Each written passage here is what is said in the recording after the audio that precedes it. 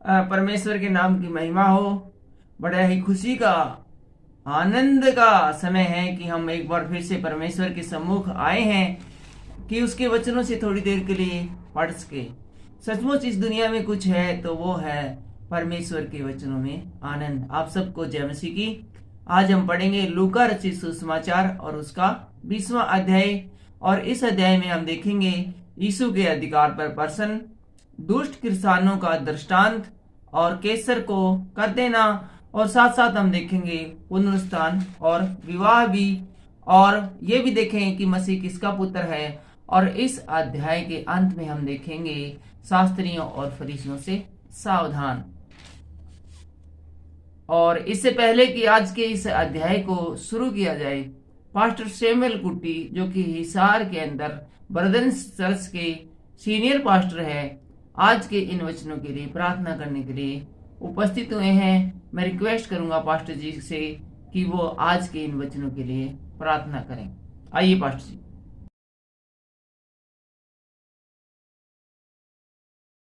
सर्वशक्तिमान दयालु अनुग्रहकारी परमेश्वर, हम आपको धन्यवाद करते हैं, स्तुति करते हैं सुंदर समय के लिए प्रभु जी। आपके चरणों पर बैठकर प्रार्थना करने के लिए प्रभु ने मौका दिया।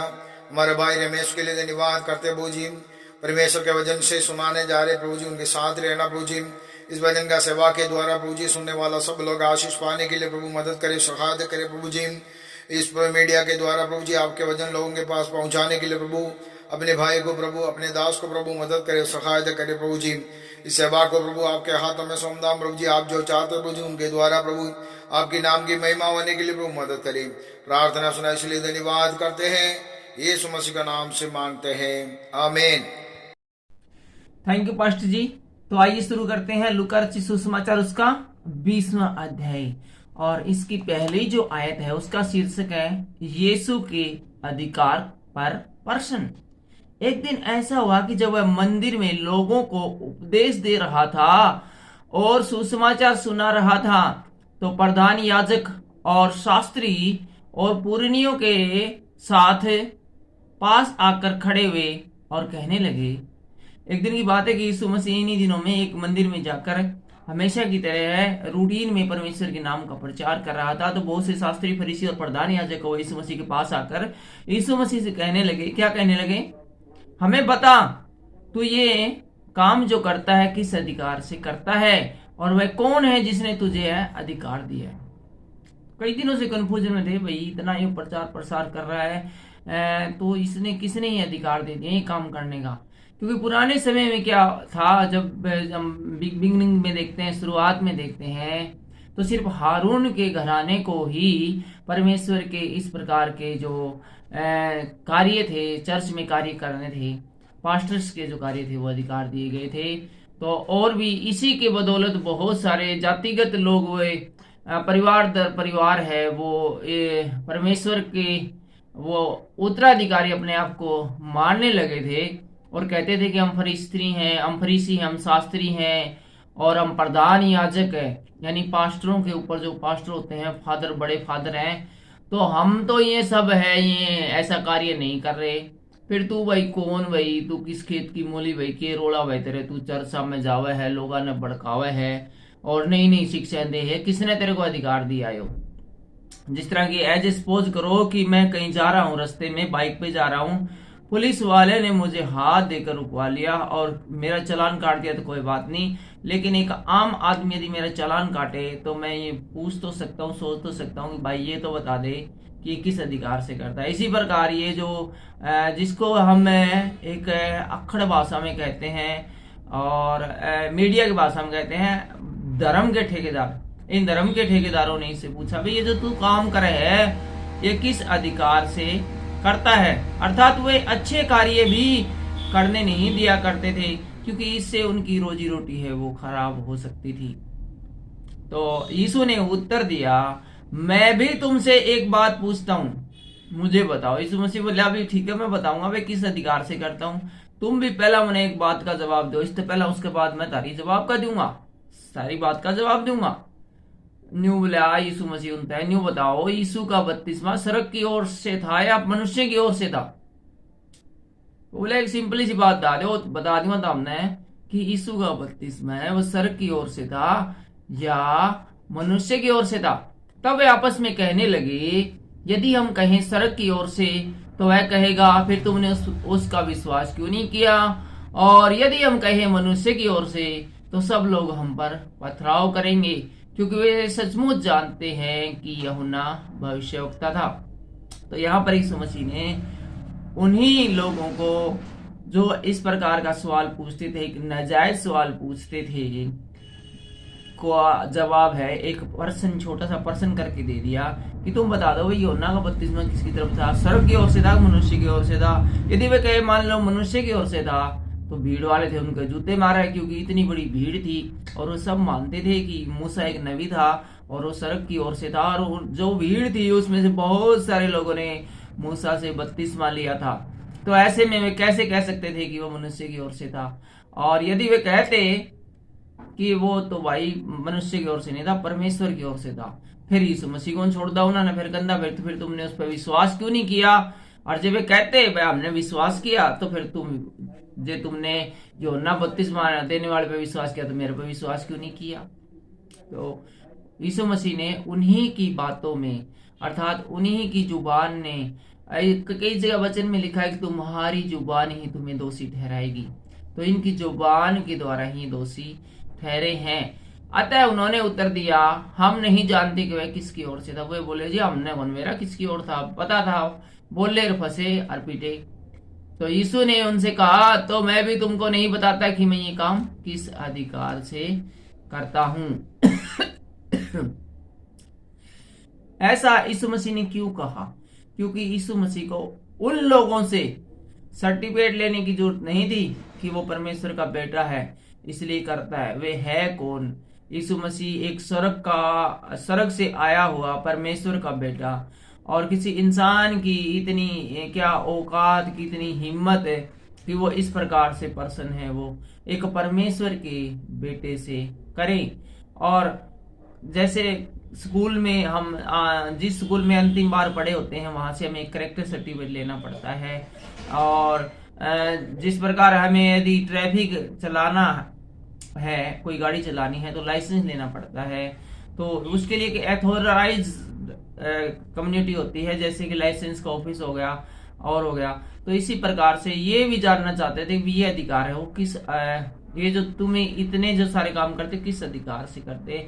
यीशु मसीह ने इनको बताना जरूरी नहीं समझा। इसके अलावा हम पीछे भी देखते हैं, यीशु मसीह ने शैतान को भी एक बार बताना जरूरी नहीं समझा। जब शैतान उसकी परीक्षा कर रहा था, उसे मंदिर की कंगूरी पर ले गया और कहा कि मैं तुम्हें यहाँ से गिरा दूंगा, है तो तुम्हें पत्थर से ठेस नहीं लगेगी और मैं मान लूंगा तू परमेश्वर का बेटा है। 40 दिन 40 रात यीशु की परीक्षा करता रहा था।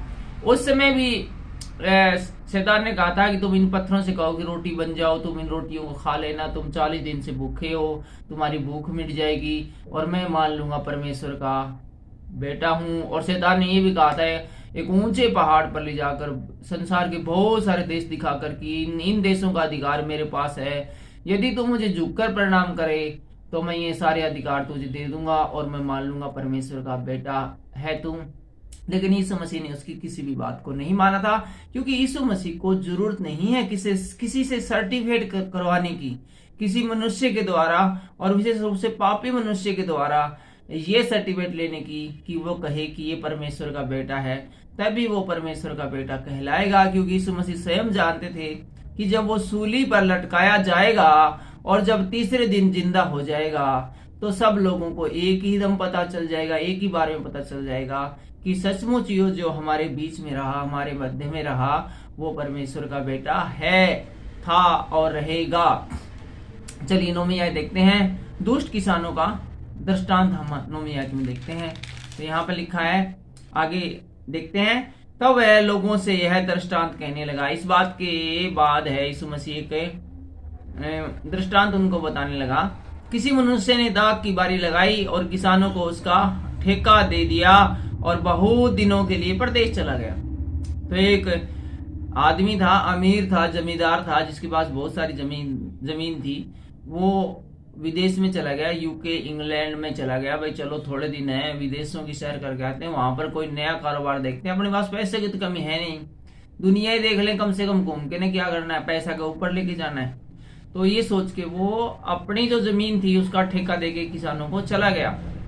जब समय आया तो उसने किसानों के पास एक दास को भेजा कि वे दाख की बारी के फलों का भाग उसे दे। फिर उन्हें 5-6 महीने हो गया ना, तो उसको याद आई कि भाई फसल आने का टाइम हो गया और ठेकेदार पे पैसे लेने हैं। तो उसने अपने एक बंदे को भेजा किसानों के पास कि भाई जो कुछ अपनी बात हुई थी वो रुपए अब दे दे, 6 महीने के तो रेंट दे दे इसका ठेका के, ताकि आगे और ठीक रेन्यू किया जा सके। पर किसानों से पीट कर छूछे हाथ लौटा दिया। किसान बोले किसी पैसे जमीन मारी हम डोन, ये तो जमीन मारी थी, तू करता आ गया, हम सदा के बोन देना रहे ने। ओए तो क्यों ऐसा क्यों कहा किसानों सोचा कि बंदा तो विदेश चला गया, अब वो थोड़ा आया होगा देखने के लिए, रोड करने के लिए, अपना कब्जा हो गया, तो जिसका कब्जा जमीन उसकी। फिर उसने एक और दास को भेजा और उन्होंने उसे भी पीट कर और उसका अपमान करके छूछे हाथ लौटा दिया। जब वो बंदा जिसको भेजा गया था वो जब खाली हाथ गया और उसने बोला जी उन्होंने कुछ कौन दिया, मेरी तो बेइज्जती करके जूते मार के दबा दिए, तो उसने बोला यार पता नहीं की बात है। उसने और एक सीनियर बंदे को भेजा जो कि समझदार था, बोला तू जा भाई रे, इसका बस का कुछ नहीं है। वो आया तो किसानों ने उसका भी जूत मार के उसने भगा दिया। फिर उसने तीसरा भेजा और उन्होंने उसे भी घायल करके निकाल दिया। एक और ने भेजा फिर जो उससे भी सीनियर था विदेश से, उस जमींदार ने। तो ये जो जिन्होंने भूमि पर कब्जा कर लिया था, उसके बागों पर कब्जा कर लिया था, उसको मारा पीटर घायल करके उसको भगा दिया।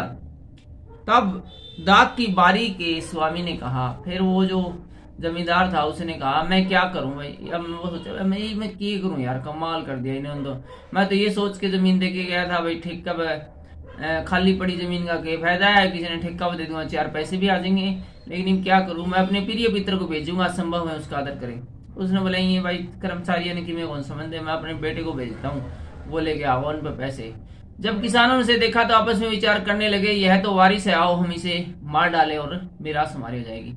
जब उसका छोरा है उनके पास गया, यार के बात रहा है, तुमने कैसे जमीन पर कब्जा कर लिया, मेरा पापा तो हमने ठेका पे देके गया है और तुमने इसके ऊपर कब्जा कर लिया, पैसे तो 6 महीने हो गए। तो वो बोले मजा आ गया भाई, छोरा आ गया बंदा का, तो इसने मार दे वहां, इसने मार दे तो फिर वारिस तो बचाएगा नहीं, एक ही लड़का है इसका, तो फिर यह जमीन अपनी हो जाएगी। और उन्होंने उसे दाग की बारी में से बाहर निकालकर मार डाला। तो उन्होंने भाई उसको मारा पीटा, उसको जान से ही मार दिया उसके छोरे को। तो इसलिए दाग का बारी का स्वामी उनके साथ क्या करेगा। अब यहाँ पर प्रश्न उठता है कि अब क्या करेगा भाई दाग के बारी का स्वामी, वो जो जमींदार है जो विदेश में बैठा, अब क्या करेगा। वह आकर उन किसानों को नष्ट करेगा और दाग की बारी दूसरों को सौंपेगा। तो यहाँ पर लिखा है कि जब वो किसान आएगा तो अब जो पिछले जितने गुनाह करे इन ठेकेदारों ने, उन सब का हिसाब लेगा, क्योंकि वो एक ठेकेदार थे, छोटे मोटे आदमी थे यार, वो बहुत अमीर था जो कि दुनिया देखने के लिए और घूमने फिरने के लिए है, वो विदेश चला गया था और उसके पास बड़ी पावर, बड़ी सामर्थ्य है और बड़ी ताकत है, जिसका मुकाबला ऐसे 100 ठेकेदार भी नहीं कर सकते थे। तो जब वो आएगा तो क्या करेगा, उन किसानों को जो उन जो ठेकेदारों को नष्ट करेगा और दाग की बारी किसी का ठेका किसी दूसरे को देकर जाएगा जो उनसे अच्छा हो। यह सुनकर उन्होंने कहा परमेश्वर को ऐसा न हो। उन्होंने कहा परमेश्वर करे ऐसा ना हो। तो वे लोग बोले भी परमेश्वर करे ऐसा ना हो। और उसने उनकी ओर देखकर कहा फिर यह क्या लिखा है, जिस पत्थर को राजमिस्त्रियों ने निकम्मा ठहराया था वही कोने का सिरा हो गया। जो कोई उस पत्थर पर गिरेगा वह चकनाचूर हो जाएगा और जिस पर वह गिरेगा उसको पीस डालेगा।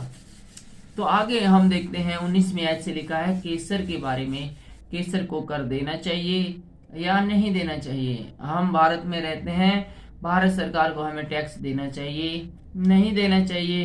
ये एक इम्पोर्टेंट क्वेश्चन है जिसको हम 19वीं आयत से देखते हैं। एक अच्छी बात हमें ये बाइबल के अंदर ये देखने की मिली कि यहाँ पर हमेशा सरकार का साथ देने के लिए कहा गया है। सरकार के किसी भी रूल ब्रेक को तोड़ने के लिए नहीं कहा गया है, चाहे वो कोई भी सरकार रही हो, कोई भी राजा रहा हो, हमेशा अधिकारियों के अधीन कार्य करने के लिए कहा गया है, रहने के लिए कहा गया है, क्योंकि परमेश्वर स्वयं जानते हैं कि एक सिस्टम के अधीन ही इस दुनिया को चलाया जा सकता है। 19वीं आयत से हम देखते हैं उसी घड़ी शास्त्रियों और प्रधान याजकों ने उसे पकड़ना चाहा, क्योंकि वे समझ गए थे कि उन्होंने उस हम पर यह दृष्टांत कहा था। परंतु वे लोगों से डरे। अब जो ऊपर जो दृष्टांत कहा था कि दुष्ट किसानों वाला, वो दृष्टांत जैसे यीशु मसीह ने खत्म किया, वहां पर जो शास्त्री और प्रधान याजक और जो फरीसी थे जिन्होंने यीशु के अधिकार पर प्रश्न उठाया था, वो समझ गए कि ये जो दृष्टांत किसानों वाला समझाया था ना, ये घुमा फिरा के यीशु मसीह ने हम लोगों पर ही कहा था कि हम लोग है वो परमेश्वर की शिक्षाओं पर नहीं चलते और उनकी बातें नहीं मानते हैं। और परमेश्वर ने स्वयं अपना बेटा भेजा है जिसका नाम यीशु मसीह है। अब वो उसको मार डालने की तैयारी में है, लेकिन वो मार तो डालेंगे, लेकिन जब उसका पिता आएगा तो उनके साथ कैसा व्यवहार करेगा और उनको डिस्क्वालीफाई करेगा कि वे स्वर्ग में जाने के लायक नहीं है। जिस प्रकार इस जमीन के मालिक ने, इस किसान ने ठेकेदारों को डिस्क्वालीफाई किया था कि तुम ठेका लेने की काबिल ही नहीं हो, क्योंकि तुमने रूल ब्रेक किया है, तुमने एक कॉन्ट्रैक्ट को ब्रेक किया है। हमारे बीच में जो अनुबंध हुआ था कि हर 6 महीने बाद जितनी फसल होगी उसका एक निश्चित हिस्सा मैं तुम्हें दूंगा, लेकिन तुमने वो हिस्सा तो दिया ही नहीं, बल्कि मेरे नौकरों को, कर्मचारियों को मारा पीटा और यहाँ तक कि मेरे बेटे को भी मार डाला। तो अब किस बात का कॉन्ट्रैक्ट? वो तो उसे जेल में और डलवाएगा। और 20वीं ऐसे हम देखते हैं, और वे उसकी ताक में लगे रहे और भेदिए भेजे की धर्म का भेष धारण करके उसकी कोई न कोई बात पकड़े। अब इन्होंने शास्त्री फरीसी ने कह गया कि जो जहाँ यीशु मसीह है वो परमेश्वर के नाम का प्रचार करते थे, वहां पर फिर अपने जासूस भेज दिए यीशु मसीह के एक प्रकार से भगत बनाकर, चेले बनाकर।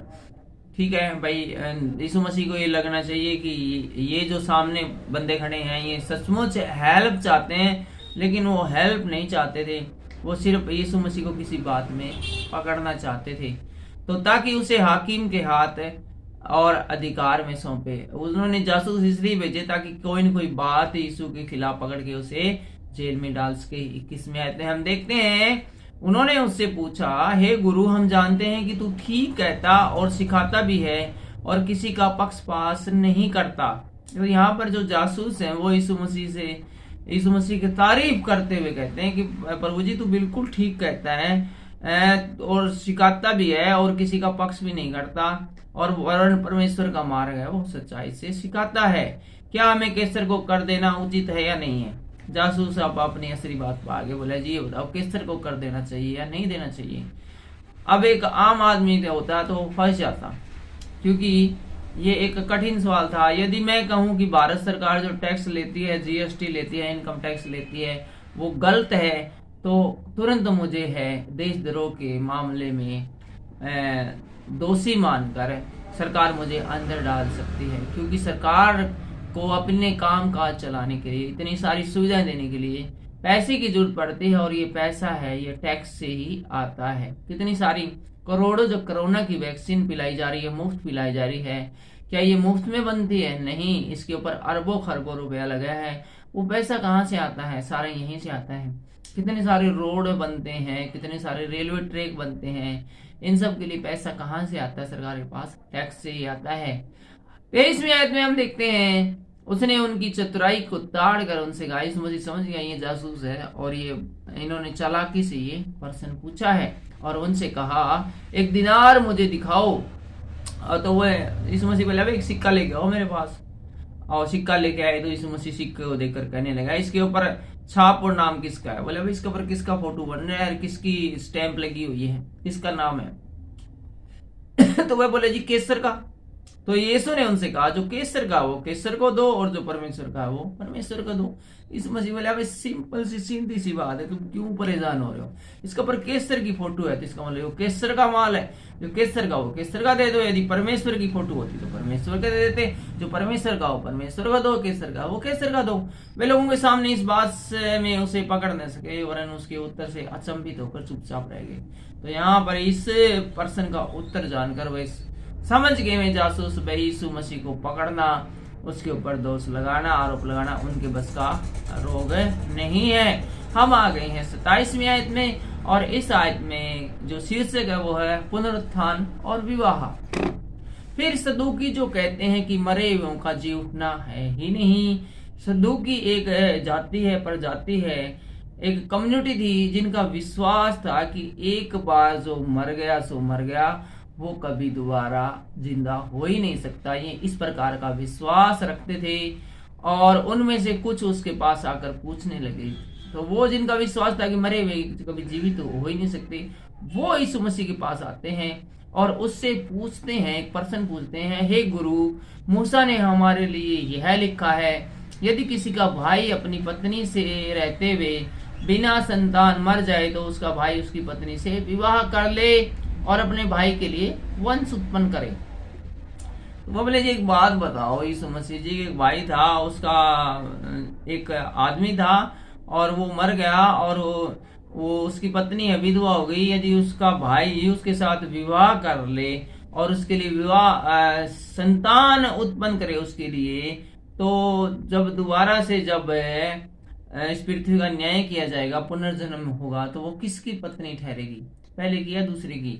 और वहां पर वो एक एग्जाम्पल देते हैं और कहते हैं, मसीह जी हम लोग आपको एक एग्जाम्पल देते हैं। मान लो कि 7 भाई थे, पहला भाई विवाह करके बिना संतान मर गया, फिर दूसरे और तीसरे ने भी उस स्त्री से विवाह कर लिया और इसी रीति से 7 भाई है वो बिना संतान मर गए और अंत में वह स्त्री भी मर गई। इसलिए जी उठने पर वह उनमें से किसकी पत्नी होगी, क्योंकि वह 7 की पत्नी हो चुकी थी। यीशु ने उनसे कहा, इस युग की संतानों में तो विवाह होता है, पर जो लोग इस योग्य ठहरेंगे कि उस युग को और मरे हुए को जी उठने को प्राप्त करें, वे विवाह न करेंगे और न विवाह में दिए जाएंगे। 35वीं आयत को एक बार फिर से पढ़ते हैं। पर जो लोग इस योग्य ठहरेंगे कि उस युग को और मरे हुए में से जी उठने को प्राप्त करे, वे न विवाह करेंगे और न विवाह में दिए जाएंगे। तो यीशु मसीह कहते हैं यहाँ पर, जब यहाँ के शारीरिक रूप में जो इंसान है वे तो शादी करते हैं, लेकिन जिन लोगों के नाम स्वर्गीय पुस्तक में लिख लिए गए हैं, जीवन की पुस्तक में लिख लिए गए हैं, जो इस योग्य ठहरेंगे कि वे नए जीवन में प्रवेश कर सकें, तो वहां पर शादी विवाह का किसी प्रकार का कोई काम नहीं होगा। वे फिर मरने के भी नहीं और न वे फिर कभी मरेंगे, क्योंकि मृत्यु जाती रहेगी, क्योंकि वे स्वर्ग दूतों के समान होंगे और पुनरुत्थान की संतान होने से परमेश्वर की भी संतान होगी। और वो जब एक बार फिर से जन्म लेंगे तो वो फिर परमेश्वर की संतान ठहरेंगे और स्वर्ग दूतों के समान है वो रहेंगे। परंतु इस बात को कि मरे हुओं का जी उठते हैं, मूसा ने भी झाड़ी की कथा में प्रकट की है कि वह प्रभु को अब्राहम का परमेश्वर, इसहाक का परमेश्वर और याकूब का परमेश्वर कहता है। परमेश्वर तो मुर्दों का नहीं परंतु जीवितों का परमेश्वर है, क्योंकि उसके निकट सब जीवित है। उसके निकट सब जीवित है, अर्थात जब यीशु मसीह कहते हैं कि वो मरों का नहीं परंतु जिंदा लोगों का परमेश्वर है, एक बात और जो इम्पोर्टेंट बात कही है, क्योंकि उसके निकट सब जीवित है। इसका क्या मतलब है? इसका मतलब है जो अभी जो व्यक्ति मर चुके हैं, जो कब्रों के अंदर पड़े हैं, परमेश्वर की नजर में वो जिंदा है। जब इस पृथ्वी का न्याय किया जाएगा, यहाँ के लोगों को बुलाया जाएगा, तो जो आज जिंदा है सिर्फ उन्हीं को नहीं, जो अब तक जो मर चुके हैं वो भी कब्रों से निकलकर उनकी आत्मा है वो आएगी और वो यीशु के सामने उपस्थित होगी और अपने कर्मों का जिस समय वे जिंदा थे हिसाब उनसे लिया जाएगा और उनकी परीक्षा ली जाएगी। उनका भी एग्जाम होगा और इस एग्जाम में देखा जाएगा कितने % उनके मार्क आते हैं, क्योंकि उसके निकट सब जीवित है। ये आप अंडरलाइन करके रख लें। ये हम पढ़ रहे हैं लूका रचित सुसमाचार उसका 38वां अध्याय की जब पढ़ते हैं तो उसकी जो 38वें अध्याय की अंतिम लाइन है, यह सुनकर सब शास्त्रियों में से कुछ ने यह कहा, हे गुरु तूने अच्छा कहा। और फिर उन्हें उससे और कुछ पूछने की हिम्मत न हुई। और आगे हम देखते हैं 41वीं आयत में आगे हैं और यहाँ पर है मसीह किसका पुत्र। फिर उसने उनसे पूछा, मसीह को दाऊद की संतान कैसे कहते हैं? दाऊद आप भजन संहिता की पुस्तक में कहता है, प्रभु ने मेरे प्रभु से कहा, मेरे दाहिने बैठ, जब तक कि मैं तेरे बैरियों के तेरे पांवों के तले न कर दूं। दाऊद तो उसे प्रभु कहता है, तो फिर वह उसकी संतान कैसे ठहरा? यीशु मसीह बोला, भाई मुझे बताओ, मसीह को लोग दाऊद की संतान क्यों कहते हैं? दाऊद तो खुद उसको प्रभु कहता है, बार बार प्रभु कहता है, और ऐसा कई जगह लिखा हुआ है।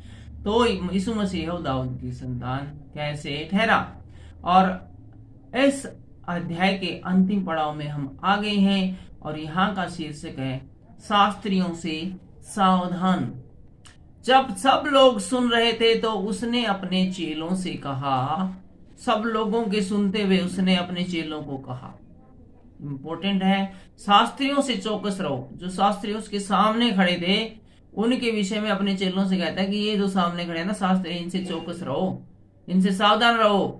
जिनको लंबे लंबे वस्त्र पहने हुए फिरना अच्छा लगता है, ये जो सामने खड़े हैं शास्त्री, इनसे सावधान रहो। इनको लंबे लंबे वस्त्र है वो पहनना वो अच्छा लगता है, बिल्कुल उनके मुंह पे कहता है। और जिन्हें बाजारों में नमस्कार, और ये चाहते हैं कि बाजारों में लोग इनको नमस्कार करें, पादरी जी नमस्कार, फादर जी नमस्कार, जय मसीह पादरी जी। और आराधनालय में मुख्य आसन, और जब चर्च में जाते हैं तो सबसे जो मेन पास्टर की जो कुर्सी होती है वहां पर ही बैठना ये पसंद करते हैं। और भोज में मुख्य स्थान प्रिय है, और कहीं पर आमंत्रित हो तो वहां पर जो सबसे जो मेन चेयरमैन की कुर्सी होती है ना, सबसे बड़े आमंत्रित लोग की, वहां पर ये बैठना पसंद करते हैं। तो इन बातों से क्या प्रकट होता है कि ये लोग हैं जो इस प्रकार का पसंद करते हैं, उनको परमेश्वर के राज्य से कोई लेना देना नहीं है। परमेश्वर का राज आए न आए, उन्हें तो राज कर ही रहे हैं। 47वें आयत में लिखा है, वे विधवाओं के घर को खा जाते हैं और दिखाने के लिए बड़ी देर तक प्रार्थना करते रहते हैं, ये बहुत दंड पाएंगे। तो यीशु मसीह बताते हैं कि ये लोगों, इनका काम तो ये था कि ये लोगों को स्वर्ग में भेजे। ये क्या खा किसी को स्वर्ग में भेजेंगे, खुद नरक में जाएंगे। ये लंबी लंबी देर तक प्रार्थना करेंगे लोगों को दिखाने के लिए कि कितना अच्छा पास्टर है, कितनी देर तक प्रार्थना करता रहा। लेकिन ये ऐसे आदमी हैं जो विधवाओं तक को भी नहीं बख्शते। एक विधवा को बख्शने का मतलब क्या हुआ कि विधवा एक बहुत ही गरीब होती है, उसको सारा अपने जीवन का यापन अपने बच्चों का है खुद ही करना पड़ता है। और ऐसी गरीब महिला से भी ये उम्मीद करते हैं कि वो पास्टर जी को एक बहुत बड़ा है वो दशमांश दे, और हमेशा उनकी ललचाई नजर है वो उसके ऊपर लगी रहती है। चलिए कोई बात नहीं, जो भी कहा वो हमने देखा है। और यीशु मसीह ने एक बात अंतिम में कही कि वे बहुत दंड पाएंगे, और ये पास्टर हैं खुद बहुत दंड पाएंगे। आज के जो अध्याय में, आज की वीडियो में सिर्फ इतना ही, और अगले वीडियो में अगले अध्याय में हम देखेंगे लूका रचित सुसमाचार उसका 21वां अध्याय, और इस अध्याय में हम देखेंगे कंगाल विधवा का दान, मंदिर के विनाश की भविष्यवाणी, संकट और कलेश भी हम देखेंगे, और यरूशलेम के विनाश की भविष्यवाणी भी हम अगले अध्याय में देखेंगे, और मनुष्य के पुत्र का पुनर्वा आगमन भी हम अगले वीडियो में देखेंगे। और साथ साथ हम देखेंगे अंजीर के पेड़ का उदाहरण और जागते रहो। फिलहाल के लिए इतना ही। वीडियो आपको अच्छा लगा हो, परमेश्वर के वचन से आपको आशीष मिली हो, आप इस वीडियो को लाइक कर सकते हैं। कमेंट भी हमारे लिए आप कर सकते हैं, जिसमें आपकी प्रेयर रिक्वेस्ट हो सकती है, आप हमारे लिए प्रार्थना कर सकती है, आप हमें कुछ सजेशन दे सकते हैं।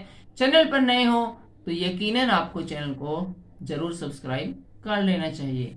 सबको जय मसीह की।